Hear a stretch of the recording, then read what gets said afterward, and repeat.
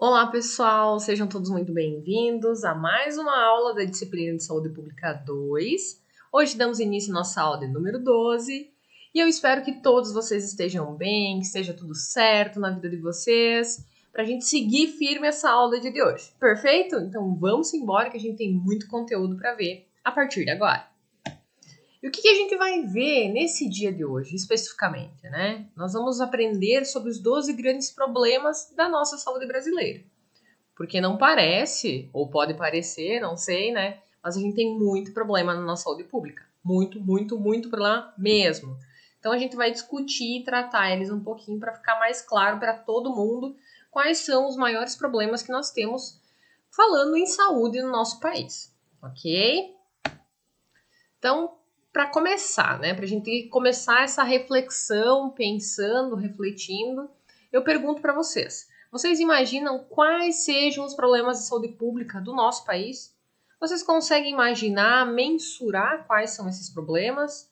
Sim, não? Seria falta de leitos, a falta de profissionais, a falta de medicamento? O que seria, né?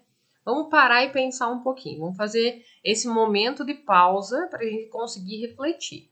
Buscar lá na nossa mente o que vocês imaginam que são as fragilidades do nosso sistema de saúde pública. Quais são essas fragilidades?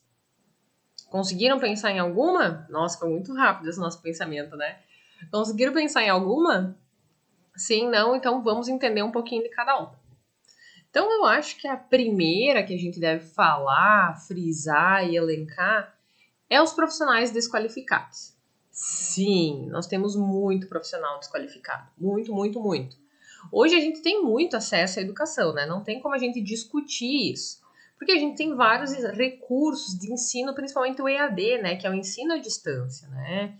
Então, a gente tem várias faculdades, universidades, cursos, até por conta da pandemia, que se tornou algo mais EAD. Todo mundo ficou no online ali e vem aprendendo, vocês vêm aprendendo no online, mas a gente tem muito profissional desqualificado. Por quê? Porque tem a faculdades, por exemplo, e cursos que não oferecem um suporte educacional ou equipamentos necessários adequados para aquela formação.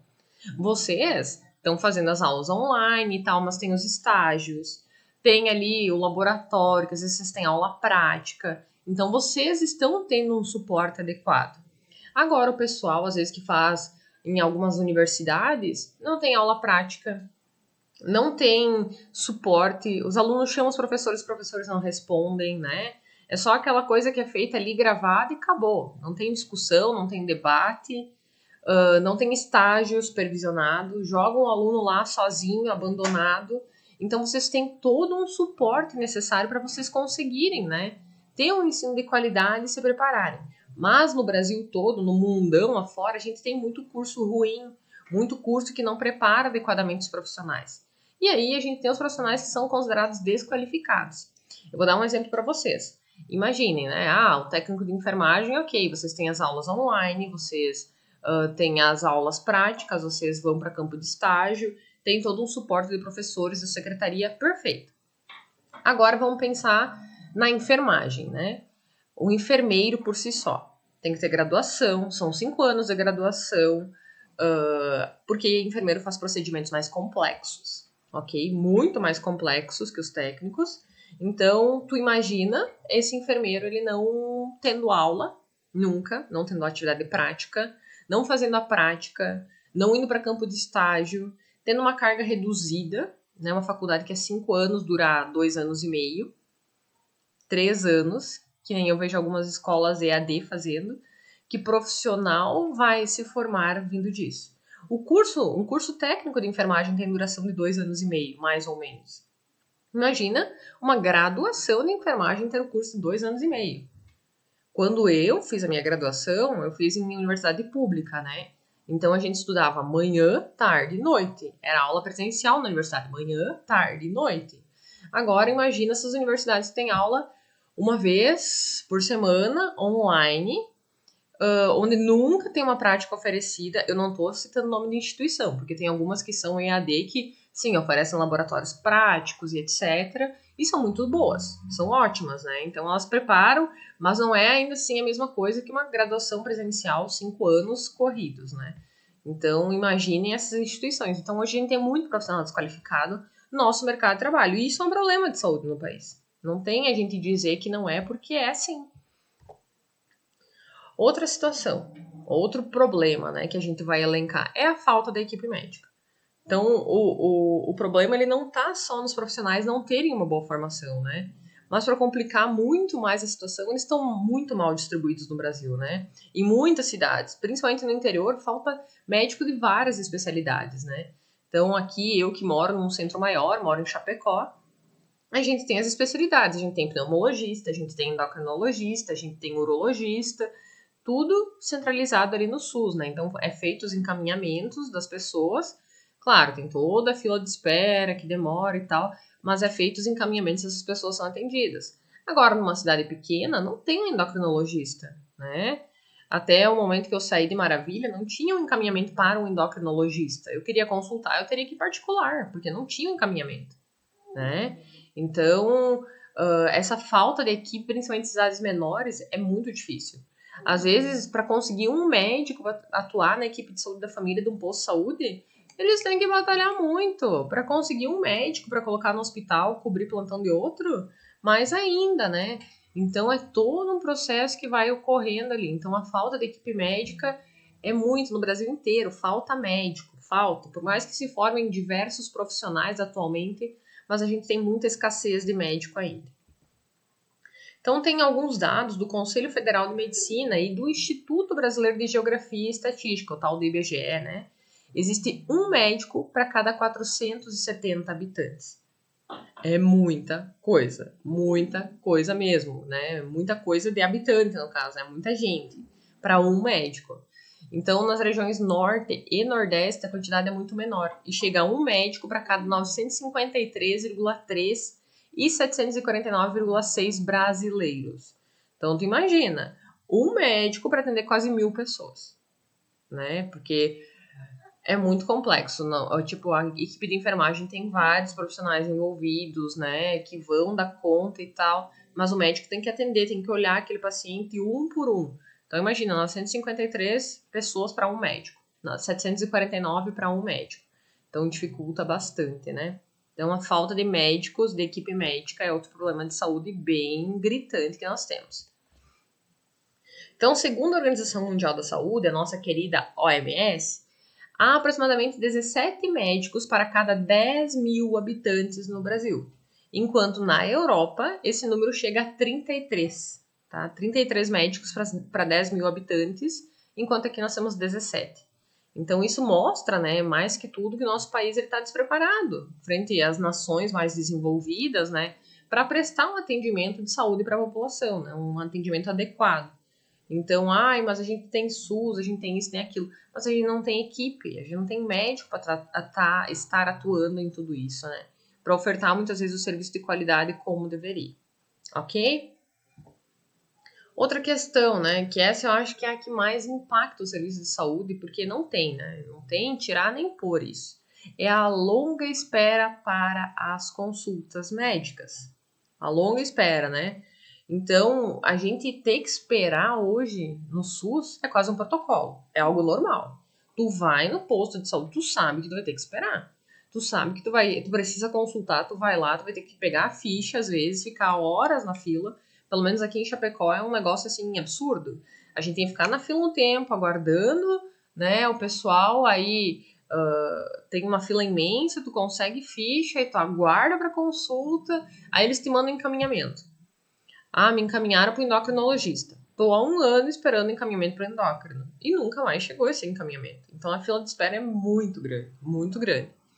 Então, na prática, se a gente parar para pensar, isso significa que o SUS realiza bem menos consultas do que poderia, né? Então, segundo o FISC, né, Saúde, 2016, o Brasil ele apresentou uma média de 2,8 consultas por habitantes no ano 2012. E ele fica colocado como 27 entre 30 países, né? Então, é um número bem baixo. Então, ela é uma taxa muito inferior a alguns países, né? Então, na Coreia do Sul, tem 14,3, no Japão, 12,9 e Hungria, 11,8, né? E aí, um pesquisador diz que não mudou muito desde então, né? A demanda é maior do que a oferta. né? Ele disse bem assim no artigo dele. Então, a gente tem muito mais demanda do que oferta de serviço de saúde. E isso é triste, né? Porque a gente precisa de saúde para conseguir, né? A população em geral precisa de saúde. E também foi realizada uma pesquisa pelo Sistema dos Indicadores de Percepção Social, chamado CISP, que mostrou que 39,8% dos entrevistados eles resolveram contratar um plano de saúde para se livrar do longo período de espera do SUS, né? E dependendo da complexidade do serviço que a gente almeja, da localidade onde o paciente reside, o tempo de espera, né, por ser muito grande, vai estimular a população a usufruir desse atendimento. Vou dar o meu exemplo, né? Eu sou diabética e eu preciso de consulta com o endocrinologista. Eu não posso ficar um ano aguardando a endocrinologista me atender, né? Eu não consigo ficar um ano aguardando a endocrinologista. Eu gostaria muito de poder usufruir do SUS, de poder, né, ter acesso a tudo isso que ele oferta, mas eu não consigo guardar um ano para uma consulta. Então, eu pago particular, né? São lá 400 e poucos reais. Então, eu preciso pagar particular para conseguir ter esse atendimento o quanto antes, né? Porque eu não posso esperar. Bem como eu pago plano de saúde, né? Porque se eu precisar de algum atendimento, seja médico, hospitalar, qualquer consulta clínica que seja por conta do meu problema, vai demorar muito tempo. Então, eu prefiro pagar plano de saúde para encurtar essa demora que tem pelo SUS. Então, a maioria dos brasileiros também pensa nisso, né? Então, 39,8% é uma grande porcentagem que prefere pagar plano de saúde do que ficar aguardando no SUS por essa longa demora. Outro problema que a gente tem é o desperdício de tempo, né? Então, o que acontece? Os hospitais, eles acabam gastando muito tempo sem necessidade, né? E também tem uma grande falta de controle na distribuição de pacientes por profissionais por paciente, né? Então, é preciso que eles determinem muito bem o horário de serviço que cada profissional vai fazer e vai otimizar o processo, né? Ajudar a reduzir filas, né? Então, a gente perde muito tempo, às vezes, com o paciente, ou o profissional não chega no horário, ou eu tenho um médico para, sei lá, 300 pessoas, né? Ele não vai conseguir num dia fazer 300 atendimentos, muitas vezes. Vou precisar de mais pessoal, né, no hospital. Ou, eu tenho 3 técnicos de enfermagem e tenho 80 pacientes. Eles não vão dar conta, né? Aí tem que ser feito o tal do dimensionamento de pessoal. Então, isso também contribui para a redução desse desperdício de tempo. Porque muitas vezes a gente perde muito tempo ali sozinho num só paciente, né? Então, é muito importante isso. Então, o desperdício de tempo ele vai afetar a produtividade do serviço, né? E, consequentemente, a satisfação do usuário. E vai gerar transtornos clínicos, psicológicos, econômicos aos gestores, né? E uma das resoluções que são consideradas adequadas é a implantação da integração das diversas atividades clínicas e gerenciais por meio de softwares eficientes, né? Então, o que seriam esses softwares, né? Nome difícil, né? Então, seriam programas que eu consigo utilizar no computador, que eu só vou lá e preencho automático, né? Acabou esse processo de, vai ser tudo manual, vou escrever tudo. Não, tu joga lá, ele já puxa os últimos atendimentos que a pessoa fez, já tem o histórico da pessoa, tem a triagem ali, é só pá, né? E ir pro atendimento. Isso economiza o desperdício de tempo. Porque senão o paciente chega, eu tenho que fazer todo o histórico do paciente, de onde ele veio, para onde ele passou, quanto estão os sinais, barari, barará, né? E aí vai perdendo tempo e quando vê, já não consigo mais atender outro paciente. Então ali tá o desperdício de tempo também, tá, galera? Outro problema que eu acho que é, assim, a nível Brasil, é a falta de leitos, né? Então a gente chega nos hospitais públicos e a gente se depara com os leitos ocupados, a grande maioria, né? E como última opção, resta apenas a possibilidade de receber alguma forma de atendimento em uma maca pelos corredores por aí. Então, essa condição é considerada desumana e eleva os riscos de complicação e até o óbito do paciente. Então, na nossa região, talvez não é tanto. Agora, na época do Covid, teve muita falta de leito. Muita mesmo, né? Os hospitais estavam extremamente lotados, não tinha onde hospitalizar essas pessoas. Aí elas eram remanejadas para cidades vizinhas, né? De Maravilha para São Miguel do Oeste, ia para Chapecó. Então, elas eram remanejadas, essas pessoas. Mas, se a gente parar para pensar a nível Brasil, fora do contexto pandemia, Rio de Janeiro, São Paulo, Nordeste, Os pacientes, eles ficam em macas de ferro nos corredores, sem um colchão sequer, né? Em condições subhumanas, a gente pode dizer assim, né? Não é aquela coisa bonitinha, chega lá, vai, deita na maca, é bem atendido. Não, fica lá porque é o que tem e a pessoa precisa daquele atendimento, né? Aqui em Chapecó, que nós temos o Hospital Regional, que é um hospital grande, né, que atende uma população imensa, nós também temos as macas nos corredores e quando enche as observações, nós temos que colocar esse pessoal nos corredores, né? Mas daí tem colchonete, tem tudo, mas eles ficam ali nos corredores, às vezes deitados nas macas, né? Quando tá super lotado, porque tem épocas que o hospital ele tá minado de gente, tá muito cheio. Mas tem épocas que tá ok, né? Então varia muito, assim.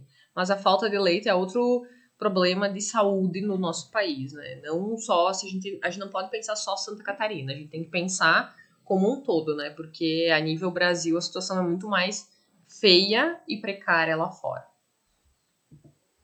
Então, em 2017, o Conselho Federal de Medicina, numa pesquisa que foi realizada pelo Datafolha, ele declarou que o aumento do número de leitos é a terceira necessidade mais citada pelos entrevistados entre os problemas de saúde pública que precisam ser resolvidos pelo governo. Então, é algo que eles sentem a necessidade, né? Então, um exemplo que é muito claro disso é a quantidade de leitos para os recém-nascidos no SUS. Então, o recomendado pela Sociedade Brasileira de Pediatria, a SBP, é de 4 leitos para cada 1.000 nascidos vivos. No sistema público, esse número é de 1,5. Então, é bem baixo mesmo, tá, galera? É bem baixo mesmo a gente conseguir os leitos de pediatria por aí. E ainda, segundo o Conselho Federal de Medicina, entre 2010 e 2015, o Brasil ele perdeu 13 leitos por dia, num total de 23.565 vagas, tá? As maiores reduções foram no Rio de Janeiro, de 22%, em Sergipe, de 20,9%, no Distrito Federal, de 16,7%, na Paraíba, de 12,2%, em Goiás, de 11,5% e no Acre, de 11,5% também. Já esse déficit nas UTIs neonatais é de 13,3 mil, segundo uma pesquisa de 2019, né, da Sociedade Brasileira de Pediatria, e o país tem, em média, 2,9 leitos por 1.000 nascidos vivos, né, abaixo dos 4 leitos que é recomendado pela entidade. Então, no SUS, a taxa, como a gente já falou, é 1,5. Então, bem baixo mesmo essas taxas, bem baixo mesmo, essa quantidade de leitos. Outro problema que nós temos, né? Que eu acho que esse é um que pega bastante, assim, a nível geral, né? A má administração financeira, né? Então, de acordo com os economistas, a administração do sistema público, ele é uma tragédia. É uma tragédia, não tem tirar, nem pôr, nem melhorar, nem piorar, é uma tragédia sem precedentes. Já não tem muitos recursos financeiros para prover tudo que a saúde de qualidade precisa, né? E a má gestão ainda desperdiça o pouco que a gente tem. E isso é real, é fato, é real mesmo. Então, segundo o Oswaldo Yoshimi Tanaka, que ele é diretor da Faculdade de Saúde Pública da USP, né? O SUS ele está subfinanciando e ele não recebe dinheiro suficiente para atender a sua demanda, né? E agrava isso pela situação política e econômica do país. Então, o SUS tem uma demanda extremamente alta, mas ele não tem dinheiro suficiente para cobrir essa demanda, todos os procedimentos e tudo que acontece ali dentro dele. Outro fato que a gente considera que é preocupante é a falta do preparo e a experiência do gestor público, né? Que mesmo diante dessa escassez de recurso financeiro, ele não consegue otimizar as atividades e oferecer o mínimo de um serviço adequado, né? Então, ele vê que tá tudo errado, né? Vamos fazer o quê? Né? Não tem o que fazer. Às vezes a pessoa nem tem formação na área de saúde, não sabe nada sobre economia, porque a gente vê, né? Muito secretário de saúde que foi por conveniência. A gente vê muito gestor de saúde que foi por conveniência. Mas no fim da história não sabe nada com nada, né?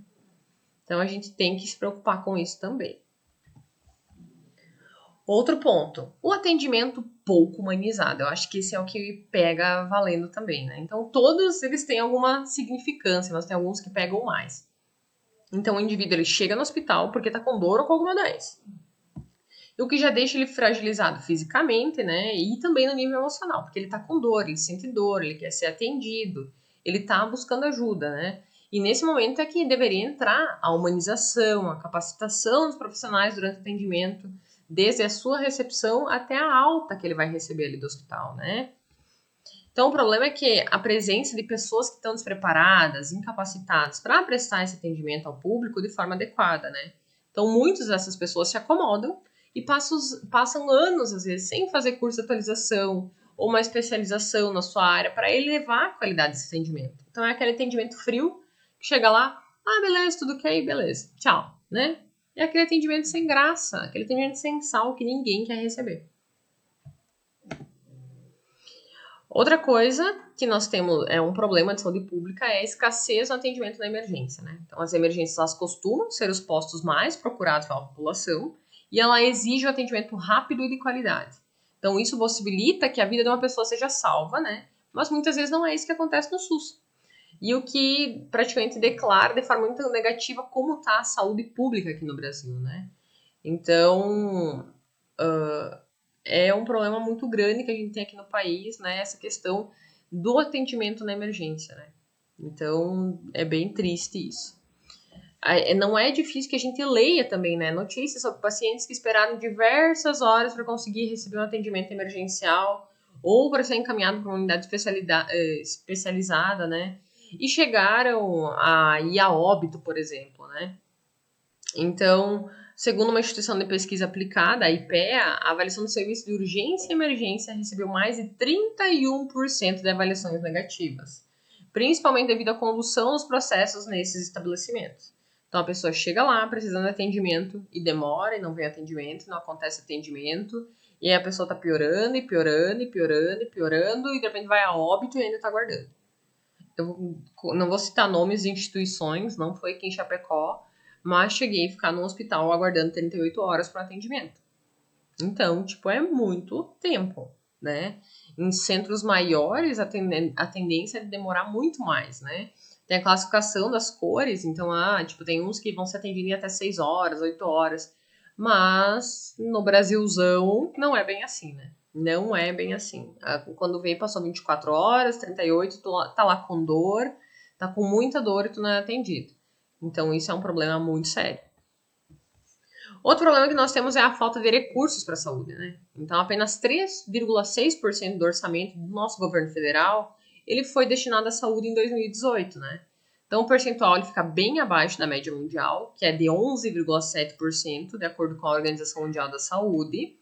E essa taxa é menor do que a média no continente africano, que é 9,9%. E nas Américas é de 13,6%.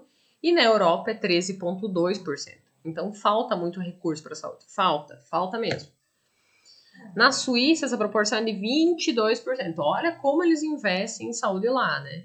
Então, o estudo ele aponta que o gasto com saúde no Brasil é de 4 a 7 vezes menor do que o de países com sistema universal de saúde, como o Reino Unido, a França, e inferior ao de países da América do Sul, em que a saúde não é um direito universal, caso da Argentina e do Chile. Então, continua sendo baixo, né? Claro, tem vários municípios que buscam recurso, que investem, que isso, que aquilo. Mas a gente não está falando de um município pequeno, a gente está falando de um município grande, de uma capital, por exemplo, né? Onde o negócio não funciona como deveria funcionar, né? Onde tem muita gente, muita população, né? Em centros menores, cidades menores, é muito difícil isso acontecer.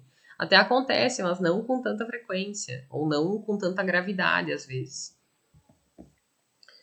Outro problema que a gente tem é o alto número de mortes, né, galera?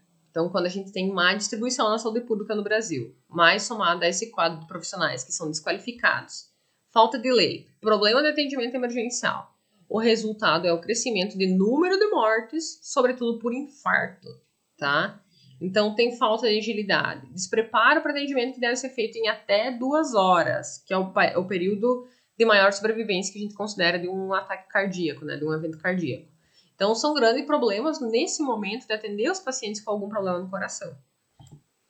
Então, além disso, a falta de monitoramento dos pacientes nos níveis de atenção primária e secundária, ele constitui um problema de saúde pública que, se contornado eficientemente, iria reduzir muito as mortes por causas evitáveis. Ia reduzir, assim, drasticamente. Outra situação é a formação dos médicos, né? Então, melhorar a qualidade do atendimento dos médicos. Foi a terceira principal melhoria sugerida pelos usuários do SUS, né, pelo IPEA. Então, Então, a sugestão ficou atrás das necessidades de aumentar o número de médicos e reduzir o tempo na espera por consulta. E, de acordo com o Conselho Regional de Medicina do Estado de São Paulo, quase 40% dos recém-formados não passam em seu exame, tá? Eles não conseguem passar nas provas. Então, de acordo com o Ministério da Educação, 2 em cada 10 faculdades de medicina, eles não atingiram a nota esperada no ENAD, que é o Exame Nacional do Desempenho de Estudantes, lá em 2016. Então, eles têm a necessidade de formar docentes para melhorar a qualidade do ensino, principalmente de novas escolas de medicina que estão sendo abertas, né? Eles buscam fazer isso. Eles acreditam, né? Então, é preciso também um monitoramento de qualidade do profissional para que a população também receba um serviço de qualidade. Não adianta formar médico e o cara não saber nem o que é uma dipirona, por exemplo. Então, a formação de médicos também é um problema. A maioria não consegue, muitas vezes, se formar ou passar nas provas. Então, ali nós temos outro entrave também que se torna um problema de saúde no nosso país, né?